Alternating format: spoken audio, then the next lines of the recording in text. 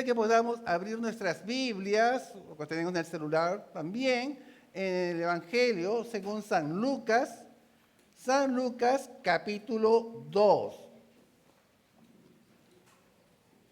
versículos 39 al 40. San Lucas capítulo 2, versículos del 39 al 40. Y aquellos que lo han encontrado me dicen un fuerte amén. Poquito que he encontrado. Bueno, busquen. Ahora sí, ¿lo han encontrado? Ahora sí. Yo lo voy a lectura. Dice así: después de haber cumplido con todo lo prescrito en la ley del Señor, volvieron a Galilea, a su ciudad de Nazaret. Y el niño crecía y se fortalecía y se llenaba de sabiduría, y la gracia de Dios era sobre él. Amén. ¿No? El tema de hoy lo he titulado Jesús más allá del pesebre, el modelo de crecimiento integral. Jesús más allá del pesebre. Porque siempre en estas fechas navideñas que ya ha pasado, siempre es como vemos a Jesús en un establo, como niñito, ¿no? ¿Ya? Y siempre nos viene esa idea de ese niño, pero ese niño creció, se desarrolló y tenía una misión. Muchos recuerdan a este Jesús como esa imagen de una postal, ¿no? Pero tenemos que tener en consideración que el inicio era el pesebre, pero tenía una misión, ¿no? Y era morir por nosotros, para que podamos vivir nosotros. Este niño que creció, y más adelante vamos a ver en el estudio, ya cuando yo tenía 12 años, que era una ley especial en la ley judía, ¿no es cierto?, tiene ciertas características. Y yo pensaba, ¿cómo es hoy día nuestra juventud en este siglo XXI? ¿Cómo es, no?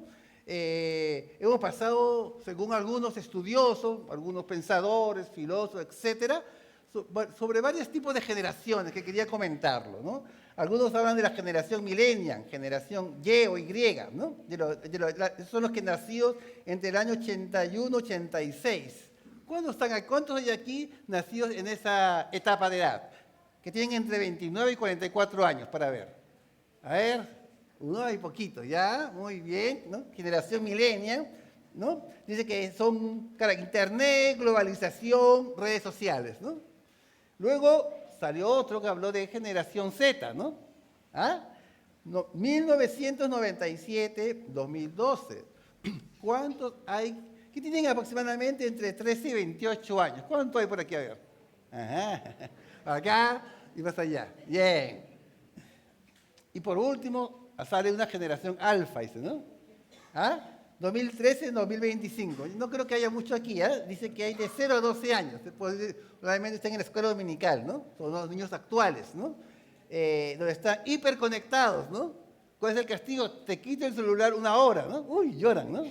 1 hora nomás que le quiten, ¿no? Que le quiten el celular, ¿no? Son hiperconectados. Están muy conectados también a la inteligencia artificial y pantallas desde la infancia, ¿no?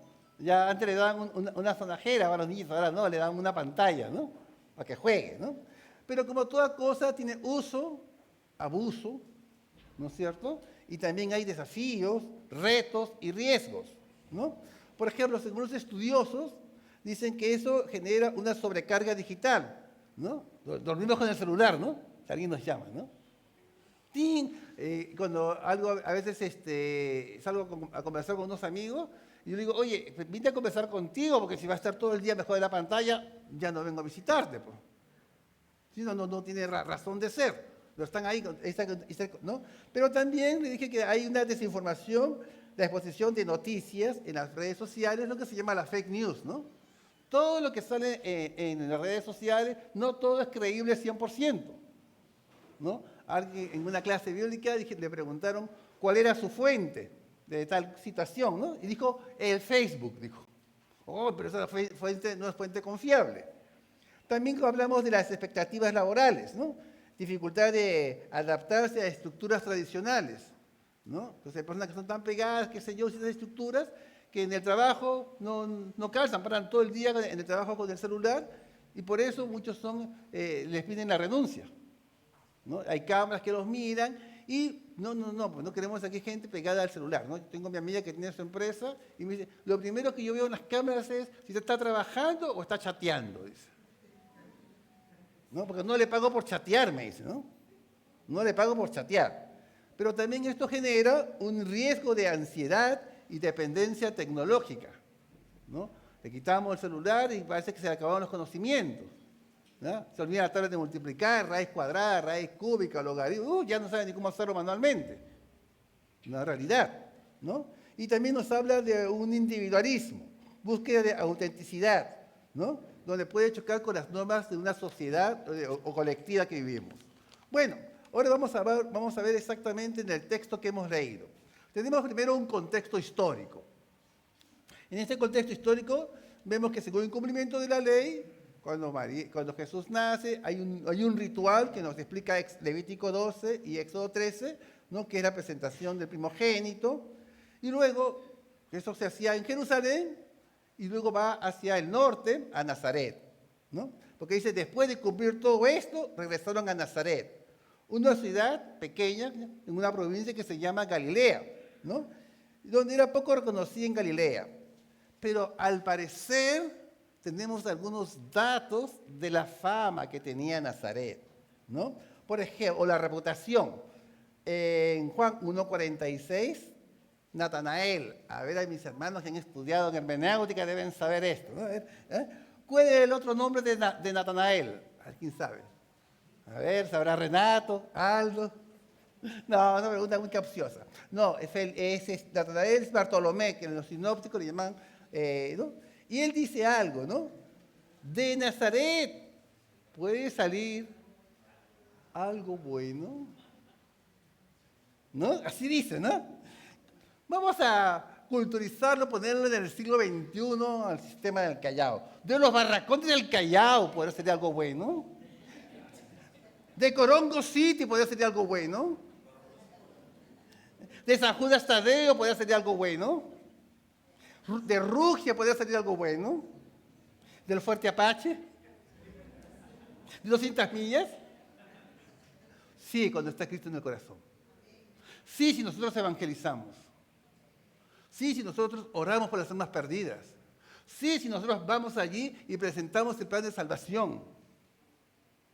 De allí puede salir algo bueno. Cuando hay un cristiano que está parado sobre la roca y mira con perspectiva cristiana. Con perspectiva que sabe que Dios puede hacer transformaciones. Como dice la Escritura, si alguno está en Cristo, nueva criatura es. Las cosas viejas pasaron. He aquí, todas son hechas nuevas. Si alguien tiene esa visión, ¿no?, de hablar de Jesucristo a las almas perdidas, esa pasión por las almas perdidas, sí puede salir algo bueno, ¿no? Bueno, luego nos dice que Jesús, el niño de Nazaret, y el niño crecía y se fortalecía, llenándose de sabiduría, y la gracia de Dios era sobre él.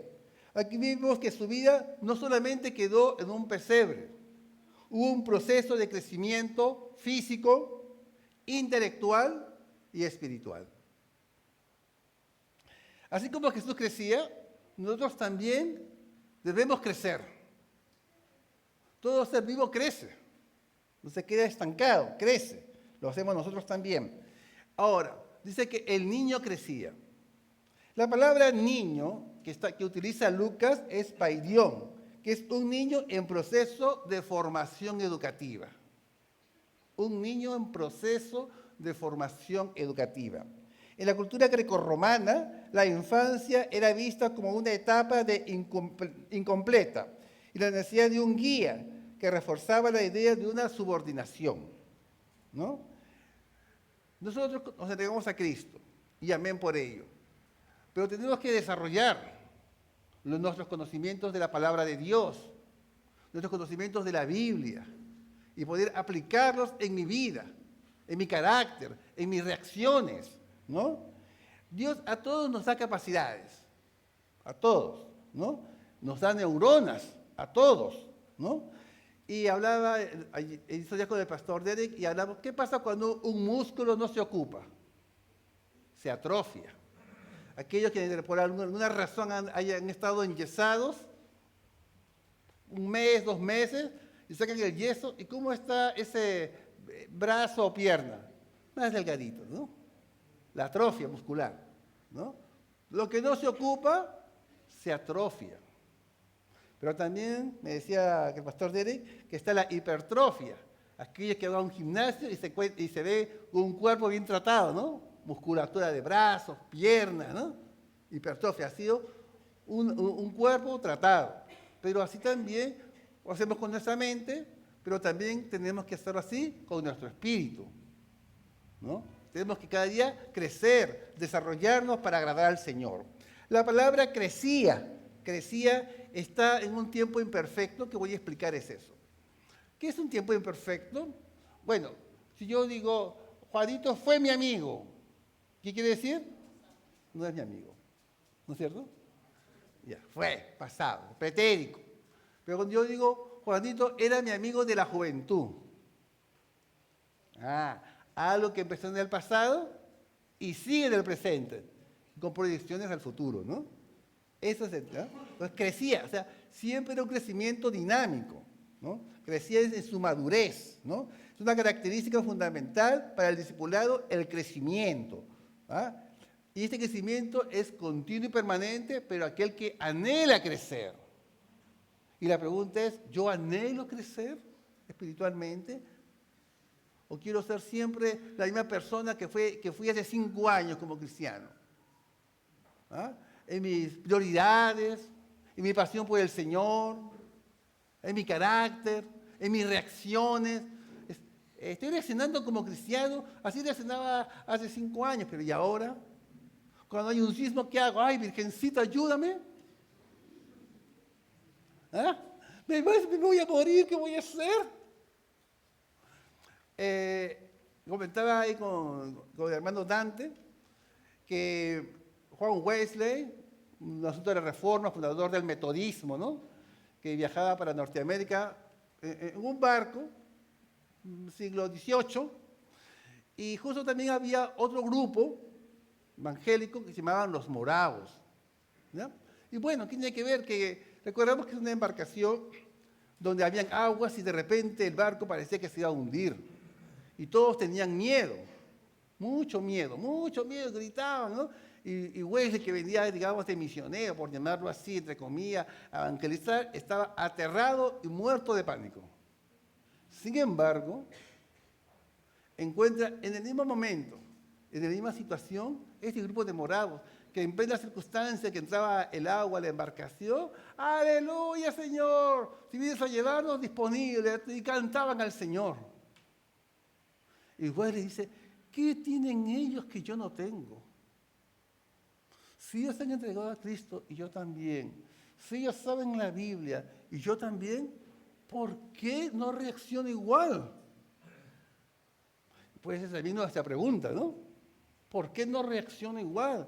¿No? Su devoción y su amor estaban por encima de las circunstancias, como un barco que se hunde. No sé si alguno de ustedes alguna vez ha estado en una circunstancia de un barco que va para allá. Yo estuve hace muchos años en un crucero, me invitaron, ¿no? Y cuando estaba bajando hacia el sur de Chile, abajo, ¿no? Llegando a Punta Arenas, por ahí, hay un montón de archipiélagos, un montón de islas. Y un barco con 3.000 personas, el viento y el mar con toda la tecnología, porque esto le hablo que pasó hace 2015 nomás, se movía. Era como un sismo grado 8, que no duraba 3 minutos y así estaba como 3 horas. Y uno tiene que agarrarse y lo que está en las mesitas se caen. Y yo le decía, porque antes de entrar al crucero te dan, ¿cómo se llama? Una capacitación, que cómo usar el chaleco en caso de que pasara algo. Y yo el chaleco uno lo tiene en su dormitorio. Y dije, uy, ¿no? Entonces mi amigo vine a ver, me dije, no, tú ves mucho Titanic, esto pasa siempre en estas aguas. Una cosa es estar en un sismo de 3 minutos, como pasó, y otra cosa es estar en una situación así por varias horas. ¿Ah? Por varias horas, así que ya dije a mi amigo, vamos a llevarme a mi dormitorio. Ahí me ayudaba porque es imposible poder caminar para mí en una situación que el barco iba en vaivén, así, se movía, con toda la tecnología. Y dije, ya, me tiro a mi cama, que sea lo que Dios quiera, ¿no? Uno tiene que aprender en esas adversidades a confiar en Dios. ¿Te das cuenta? Es fácil cuando estamos aquí en estas situaciones de una iglesia, ¿no?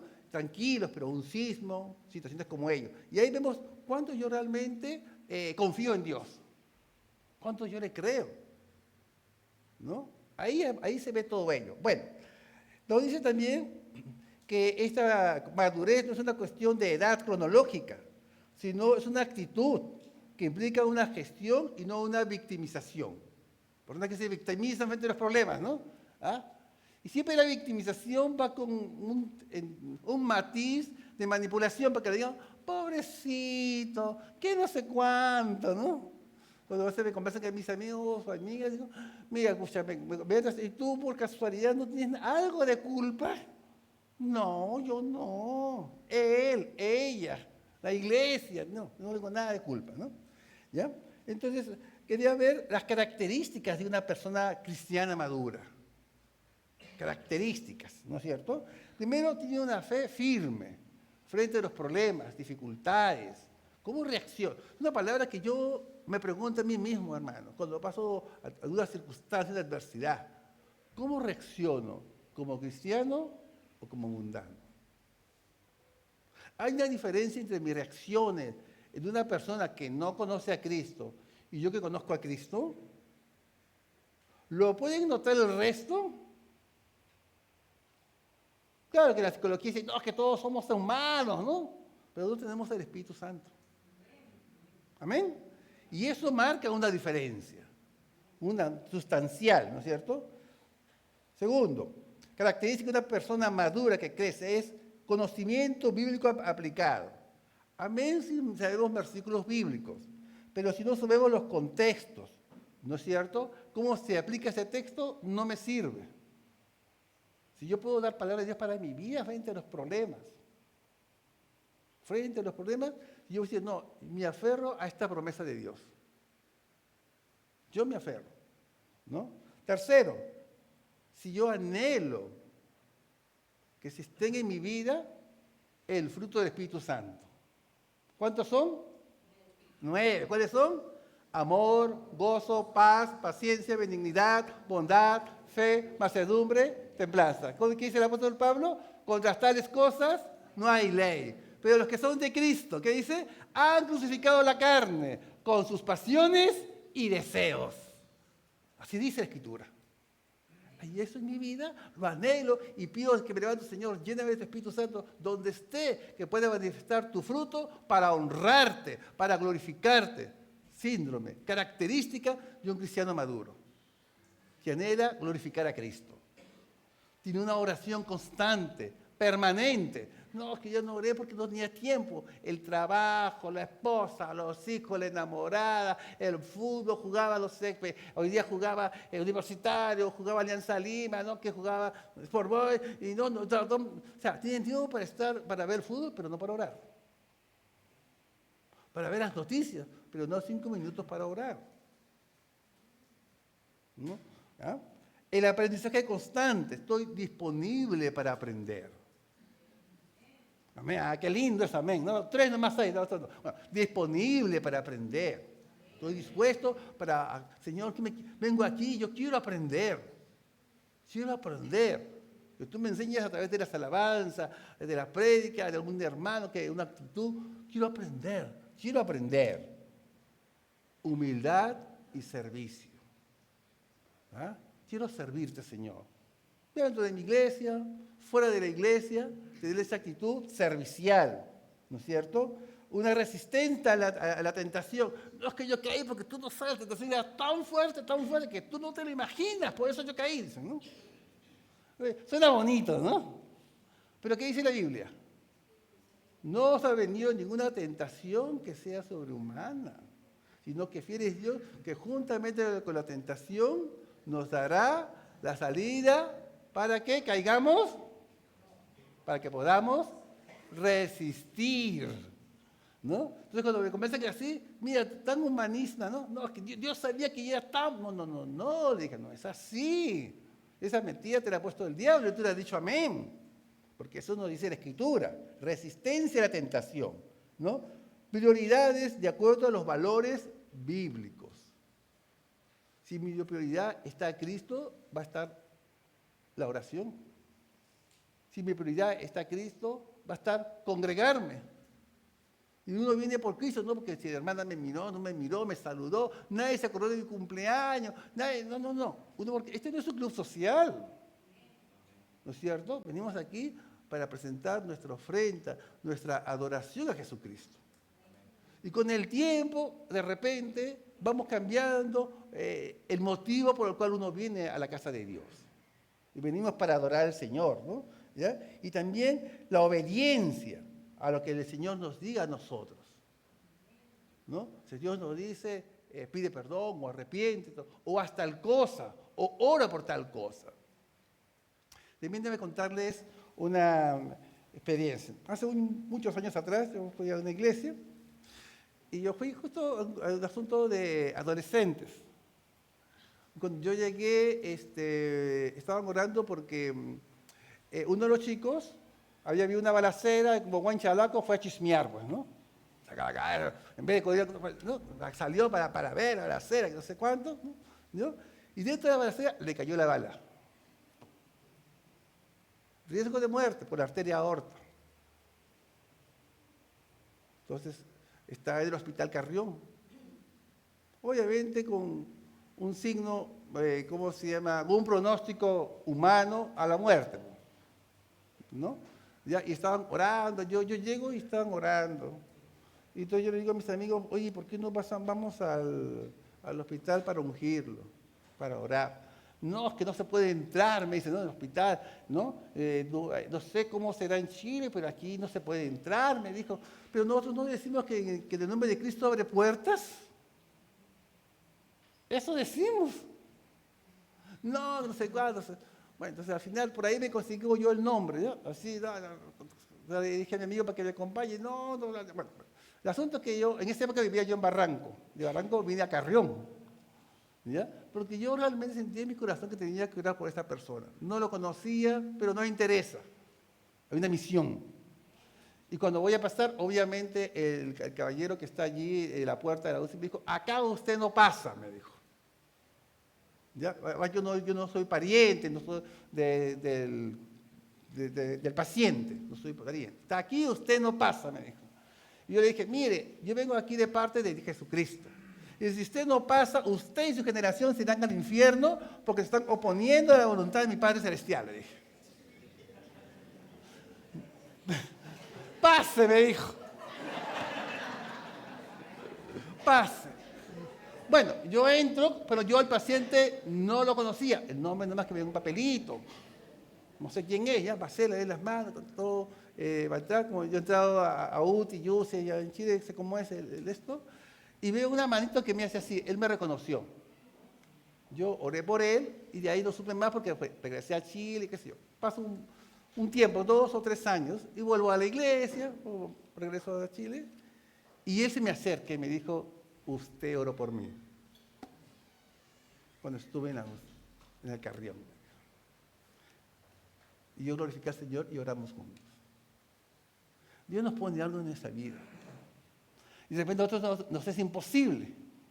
Pero como dice, lo que es imposible para los hombres, es posible para... A ver, por eso digo, ser obediente a la voz del Espíritu Santo cuando nos pone a hacer cosas. Ser obediente a esa voz. Primera de Pedro 2, 22, 23, nos dice cómo Jesús reaccionaba. Dice así, el cual no hizo pecado, ni se halló engaño en su boca.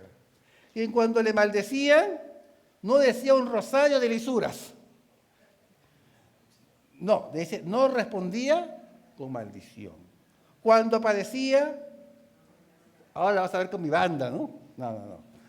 No amenazaba, sino encomendaba la causa a aquel que juzga justamente, ¿no? Aquel que juzga justamente. ¿Ah? Yo escuché, estaba yo en una iglesia y el pastor que estaba predicando sobre la ira. un tema que a veces todos nos enojamos, ¿no? Son cosas que yo, oye, ya no me voy a molestar, no sé. Y el pastor dice que había hablado, él contó su testimonio, que él había predicado un domingo sobre la ira. Bien, todo bien, bonito y todo el cuento ya. El día lunes él estaba manejando su vehículo en la Gran Lima, ¿no? Los que manejan saben cómo maneja la Gran Lima, ¿no? ¿Ya? Y entonces, ¿cómo se llama? Un micro se le puso encima, un cómic, qué sé yo, ¿no?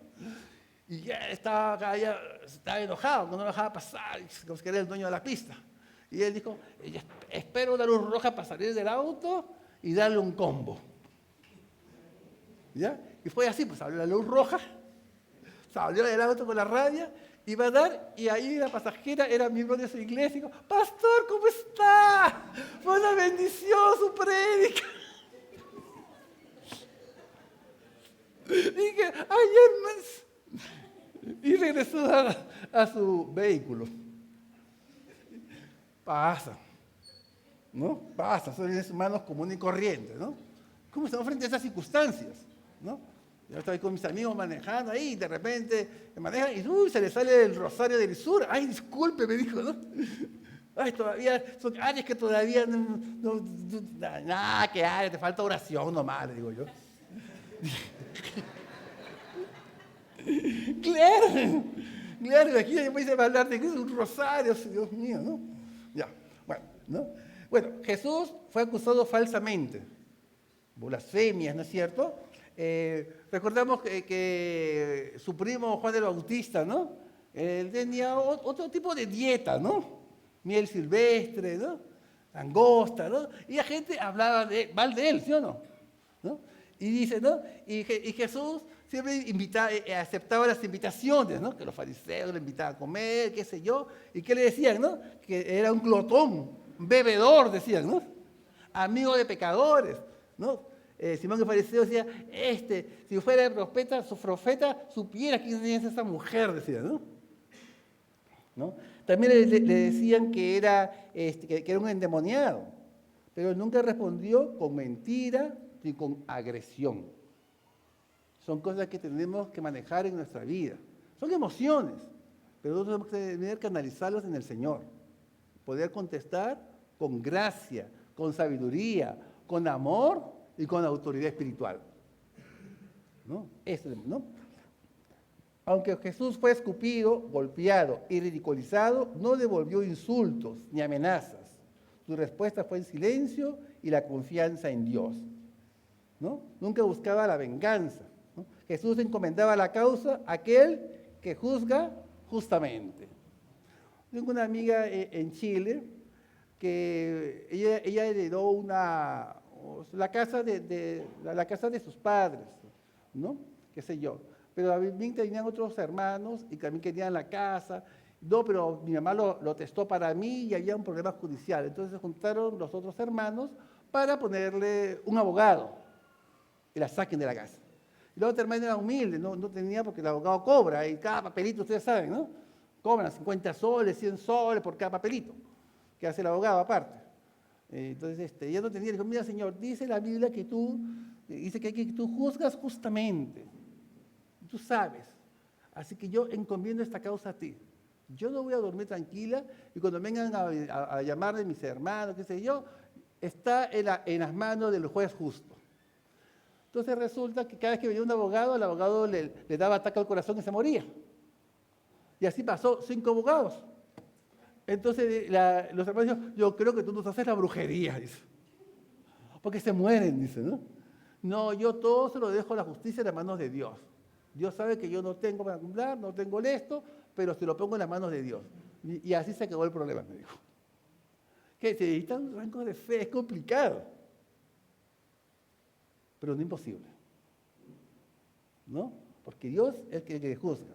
También nos dice que la Biblia que se fortalecía, ¿no? Bueno, voy a explicar aquí que es una voz media pasiva, ¿no? Cuando recae en uno mismo, por ejemplo, cuando dice, yo fui engendrado. Yo fui amado, ¿no? Yo fui bendecido, ¿no? Bueno, yo fui fortalecido. Él dice que Jesús era fortalecido para fortalecer, dice. Y esta palabra aparece solamente 4 veces en el Nuevo Testamento. Dice que el niño crecía y se fortalecía en espíritu, Lucas 1:80, Lucas 2:40, y el niño crecía y se fortalecía, y se llenaba de sabiduría.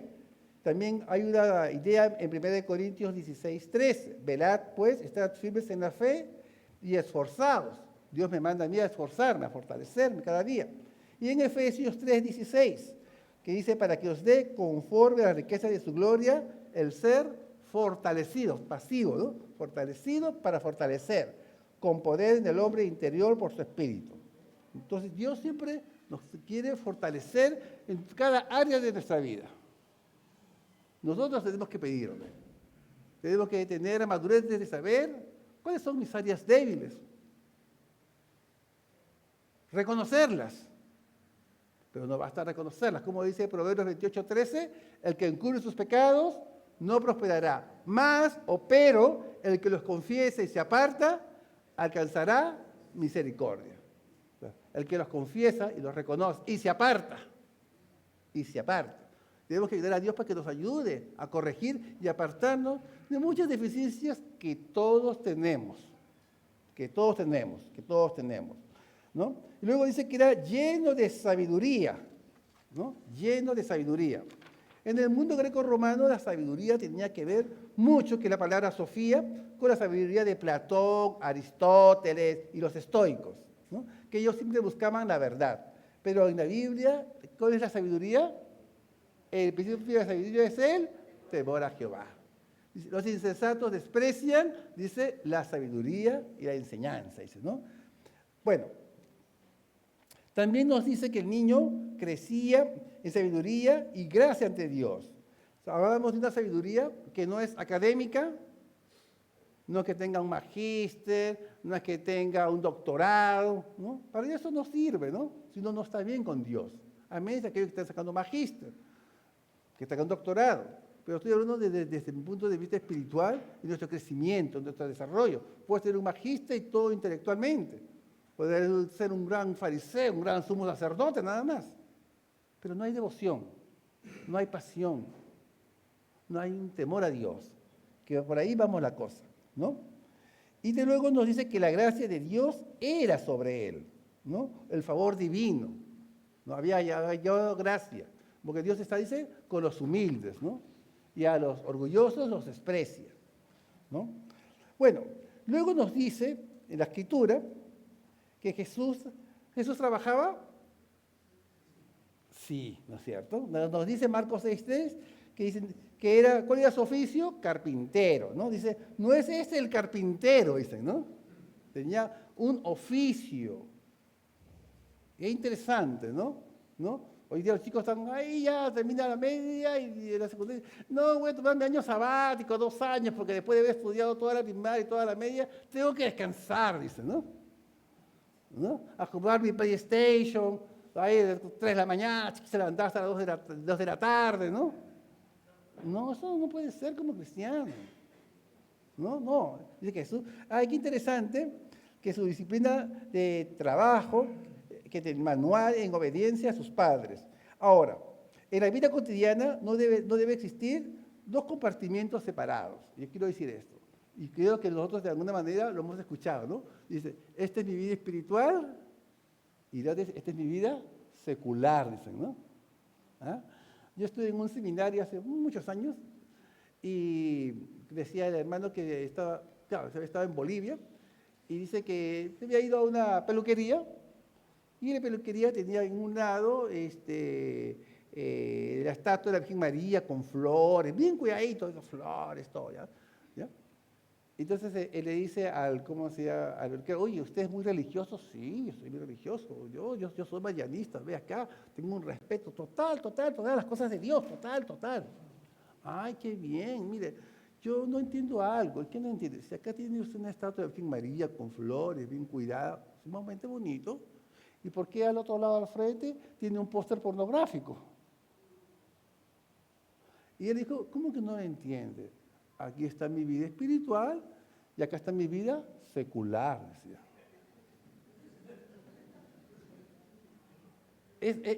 Eso había llegado a eso, ¿no? Y este concepto yo lo he ido escuchando últimamente, ¿no? La vida secular. Y acá vuelvo a comentarlo al respecto, ¿no? Mira, el concepto de vida secular se desarrolló históricamente y proviene de una palabra latina, secular, que significa perteneciente a este siglo o a lo temporal, ¿ya? En la Edad Media habían dos tipos de sacerdotes. Algunos cleros estaban en monasterios, orando, y bien. Y otros clérigos estaban con el pueblo ayudando, ya sea en los lugares pobres, marginados, con las enfermedades para dar alimentación, ¿no? Y a ellos le decían que estaban en lo secular, ¿ya? Pero más adelante, ya en el siglo XIX, un modernista y un pensador, se llama George Jacobo, él popularizó el término secularismo como una doctrina que separa la religión con asuntos públicos. Y ahí se fue infiltrando en la palabra secularización, ¿ya? Nosotros, en la Biblia, ¿qué nos dice? Todo lo que hagamos, hacerlo para el Señor y no para los hombres. Todo. Si uno cocina, ¿no? Si es ingeniero, si es un albañil, un electricista, no sé, ay, no, le voy a poner acá ese cable tanto, no, le compro un poco el cable más barato, ¿no? A mí me pasó en la iglesia que cambiaron el sistema eléctrico, ¿no? Y como ya les he contado que a veces en invierno las temperaturas llegan a veces a 5 grados, 4, 3, 0, menos 1, menos 2. Entonces, todas las casas tienen un tipo de calefacción. Y la iglesia tenía ahí una estufa eléctrica. Entonces, mi amigo, el hermano tesorero, que también es peruano él, enchufa la estufa eléctrica, recién puesto el sistema eléctrico, y ya ¡pum! Explotó, ¿no? Y salió humo. Yo justo era cuando estaba cambiando el papa, dijo, salió humo blanco o humo negro, digo, ¿no? ¿Ya? Entonces, ¿y qué pasó? ¿Por qué explotó si recién se había cambiado el sistema eléctrico? Entonces, ahí conseguimos otro electricista que había comprado todo el sistema eléctrico, el más barato, el más malazo. Y tuvimos que recambiar todo, ¿no? Lo triste era que el que había hecho el sistema eléctrico era cristiano, era un miembro de la iglesia. ¿Ah? Uno que pertenecía al esto de la alabanza. Eso era lo más triste, ¿no? Entonces tuvo que cambiar el sistema y todo. O sea, aún en nuestra profesión, ya sea técnico, profesional o vendedor, todo tiene que ser con excelencia para glorificar al Señor, ¿no? Esa es la idea. Todo se debe hacer con excelencia. Bueno, la palabra carpintero, estuve estudiándola. En griego hay dos palabras. Una que solamente se refiere a madera para hacer muebles. Pero en este caso la palabra que usa para carpintero, para referirse a Jesús, es la palabra tectón, donde también sale la raíz tecnología, ¿no? Que en los evangelios ese término es muy usado. Y en tectón en el siglo I se usaba en la construcción de casas, herramientas agrícolas, puertas, techos, estructuras de madera o de piedra, ¿no? Entonces Jesús dignifica el trabajo. Hay uno, no, yo voy a la iglesia y no trabajo, no. Todo tiene su espacio. Y Jesús trabajaba y mantenía su familia porque era el hermano mayor, ¿no? Él era el hermano mayor, entonces sostenía. Tenía una responsabilidad, no, voy a dedicarme a predicar y a los demás que se mueran de hambre. No era así. Entonces vino un desarrollo integral, ¿no? En la familia, ¿no? En todo ello, ¿no? En la amplitud del término nos recuerda que Jesús no solo fue un carpintero, sino un artesano, constructor, alguien que edifica tanto en lo material como en lo espiritual, ¿no? Y todo lo que aprendemos, no importa la profesión que tengamos, es una vía de servicio, ¿no es cierto? Todo es una vía de servicio al prójimo. Y de esa manera también testimoniamos de Jesucristo. Yo estuve en Bolivia hace muchos años y había un hermano que era contador, ¿no? Y ese contador le decía, me contactaron con él y él me dijo algo que yo quería comentarles. Él me decía, yo siempre oro y digo, Señor, úsame. Yo trabajo en la contabilidad, él no es profesor de un colegio, ¿no? Yo trabajo en el departamento de contabilidad Pero yo quisiera hablarles a los alumnos, los chicos de Cristo en un colegio, no un colegio cristiano, o de un colegio, ¿ya? Pero bueno, entonces justo en su oficina estaba acá y la otra oficina estaba la oficina de psicología, donde van todos los niños malosos, cargosos, con problemas conductuales, ¿no? ¿Ya? Entonces de repente él salía y encontraba como una fila, pues 5, 10 personas haciendo la fila de conductuales. Y él se acercaba y le daba el Señor y oraba. Y al final tenía toda la fila, era para él. Porque él oraba y los niños se convertían al Señor. Y también los padres los llevaban a la iglesia. Llevaba su fe a su trabajo. En momentos complicados, difíciles, él lo hacía así. Úsame, Señor. Y él me decía que él llegaba una hora antes de su trabajo y pasaba por las salas. Y decía, Señor, que en esta sala se conviertan niños. Se conviertan niños en esta sala. Iba a otra sala que se conviertan niños. Yo no sé cómo, pero tú úsame. Yo me dispongo. No soy un predicador, no soy un maestro de la Biblia, pero soy una persona que tengo devoción y quiero que aquí las personas salgan con Cristo en su corazón. La devoción. La pasión. Y es algo digno de admirar y de imitar. Porque la Biblia dice que debemos imitar lo bueno. Eso nos dice la Biblia. El desarrollo de Jesús fue progresivo, integral y dinámico. No quedó congelado en una senda de pesebre, sino que avanzó hasta la cruz y resucitó. Así también nuestra vida cristiana debe ser un proceso continuo de madurez.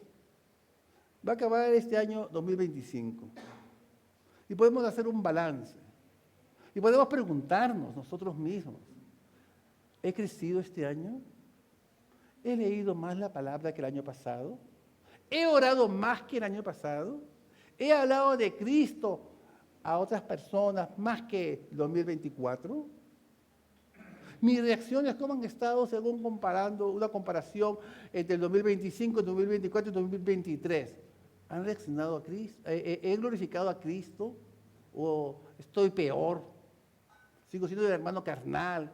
¿El hermano conflictivo, problemático? ¿No? ¿O no? He corregido estas áreas. ¿Cómo está mi vida? Ya ha pasado, ya estamos pronto por terminar este año.